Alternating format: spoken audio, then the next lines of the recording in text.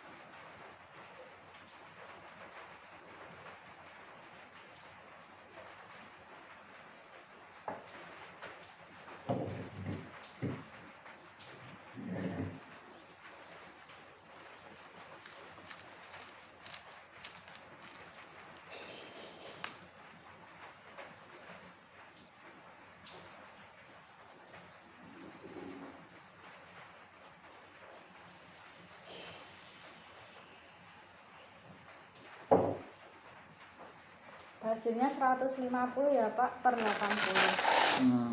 Agak naik ya Mbak ya? Iya, apakah Bapak masih rutin minum obat Pak? Masih. Hari ini minum obat? Minum obat. Jadi setiap malam kami sudah rutin minum. Oh, rutin minum obat ya. Nah, jadi tadi hasil untuk tensinya ya Pak ya. Nah, sekarang saya ingin bertanya-tanya terkait kepatuhan diet Bapak seperti itu. Nah, nanti untuk mengetahui nih Pak apakah diet Bapak itu patuh, tidak patuh atau kurang patuh, nanti dilihat dari hasil dari nilainya seperti itu. Nah, yang untuk pertanyaan pertama nanti ada 12 pertanyaan ya Pak. Pertanyaan pertama itu apakah Bapak sudah menghindari sate atau makanan berkolesterol seperti bebek seperti itu Pak? Sudah, kami berupaya untuk mencegah seperti sate ataupun bebek yang mempunyai tingkat kolesterol tinggi. Ya, baik. Nah, itu mencegahnya itu selalu, sering, kadang-kadang atau tidak pernah Pak? Kalau yang sate itu kami sudah tidak pernah makan, tetapi untuk bebeknya itu masih kadang kala kita makan. Oh ya. Baik. Kalau untuk apakah Bapak masih mengonsumsi minuman-minuman bersoda, misal Sprite atau Fanta atau minuman yang mengandung soda Pak? Sama sekali tidak. Kami upayakan minum itu air putih, tetapi selingan itu teh manis, tetapi hanya selingan yang rutin air putih. Oh ya, rutin air putih ya. Lalu untuk makanan yang berlemak, misal seafood seperti itu yang berprotein tinggi, apakah masih mengonsumsi Pak? Tidak. Tidak pernah ya? Tidak pernah. Oh ya. Tadi kan ada makanan yang berlemak, lalu makanan yang mempunyai kolesterol tinggi. Lalu terkait makanan bersantan Pak, apakah masih mengonsumsi? Kalau santan, karena kita itu di lingkup Jogja hariannya itu santan, lain dengan Jawa Timur hariannya itu sayur bening. Jadi kami masih mengkonsumsi sayuran atau masakan yang bersantan. Oh ya, jadi masih selalu, sering, tidak pernah atau kadang-kadang Mbak? Itu ya sering, Sering tetapi tidak selalu. Sering tapi tidak selalu. Oke. Lalu kalau pembatasan garam itu apakah sudah dilakukan? Belum. Belum. Jadi masih seperti biasa ya Pak? Seperti Masih biasa, mengonsumsi? tidak dibedakan Iya. antara saya dan keluarga yang lain. Masakannya jadi satu, ya itu masakannya, Oh, iya. tidak dibedakan. Oh ya, baik. Tadi kan terkait garam dapur, lalu tidak ada batasan ya Pak? Tidak. Nah, itu kalau garamnya itu menggunakan garam apa Pak? Garam dapur ataupun garam yang seperti krokos gitu Pak? Garam yang digunakan itu seperti garam meja yang lembut itu loh Mbak. Oh iya. Yang kalau tidak salah mereknya Daun atau apa gitu. Iya. Oh iya, itu ya Pak ya. Ya. Lalu apakah untuk menurunkan tekanan darah tinggi itu Bapak menggunakan atau makan buah timun? Ya enggak Pak? Jadi kalau perilaku saya Iya. dalam rangka antisipasi darah tinggi itu memang untuk makanan kami belum membedakan. Jadi belum apa yang harus kita makan dan yang harus kita hindari, belum. Tetapi kami periksa rutin di puskesmas. Jadi saya ulangi ya Pak ya. Jadi untuk upaya dari segi pola makan itu memang belum, seperti sayur, buah itu memang belum ya Pak ya? Belum. Belum. Nah, itu bisa dikatakan tidak pernah, kadang-kadang, selalu, atau sering Pak? Ya selalu belum. Selalu Kita belum, tidak ya? membedakan seperti orang yang tidak darah tinggi. Oh iya, baik. Baik Pak, pertanyaannya sudah cukup karena memang tadi Bapak mengungkapkan bahwa belum melakukan pola makan seperti menurunkan darah tinggi dengan menggunakan sayur dan buah, nggih. Berarti pertanyaan ini saya cukupkan seperti itu. Nah, selagi saya menghitung interpretasinya, apakah Bapak ada pertanyaan terkait keluhan Bapak seperti itu? Ya. Jadi kadangkala kalau kita tensinya tinggi itu ada tanda-tanda Mbak. Itu di lengan agak atas ini terasa kenceng-kenceng itu. Okay. Kemudian di kepala agak bawah ini agak sakit. Nah, kalau tanda-tanda itu kita rasakan, kemudian kita tensi, itu ternyata agak tinggi. Okay. Jadi untuk pertanyaannya seperti apa Pak? Jadi itu yang dirasakan Bapak nggih? Itu yang saya rasakan. Kalau akan tekanan darah kita itu naik. Biasanya karena apa Pak kok bisa naik? Ya karena kadangkala itu tidak terkontrol. Kita bekerja melebihi dari kapasitas orang tua yang kita tidak sadar. Misalnya kita berkebun tidak terasa lama, akhirnya sorenya itu terasa seperti itu. Oh ya Pak, itu jadi untuk tanda Gejalanya memang bermacam-macam ya Pak. Salah satunya yang paling sering dirasakan itu memang ada pegal-pegal pada bagian punggung dan kencang-kencang gitu Pak. Atau Ya. bisa juga yang dirasakan tuh kakinya memang kebas kesemutan, itu agak susah dibedakan antara itu kolesterol naik atau tekanan darah tinggi.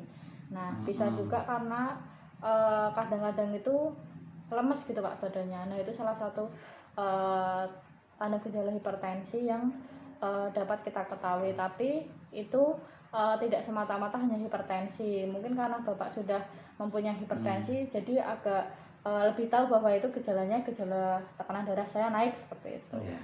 Mungkin ada pertanyaan Pak? Ada Mbak. Iya, silahkan.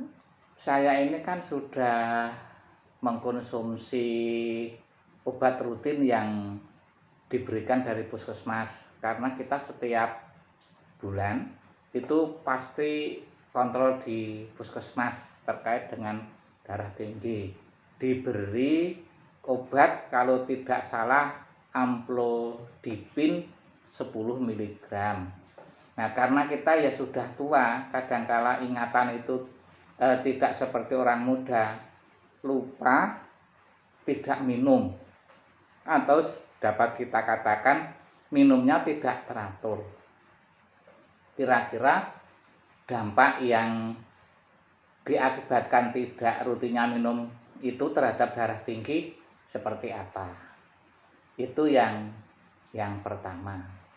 Yang kedua, apakah konsumsi obat amlodipin itu kemudian tidak bisa dihentikan, atau kita apakah kalau sudah minum kemudian ketergantungan kepada obat itu Mbak? Oh iya, izin menjawab ya Pak ya. Ya. Jadi beberapa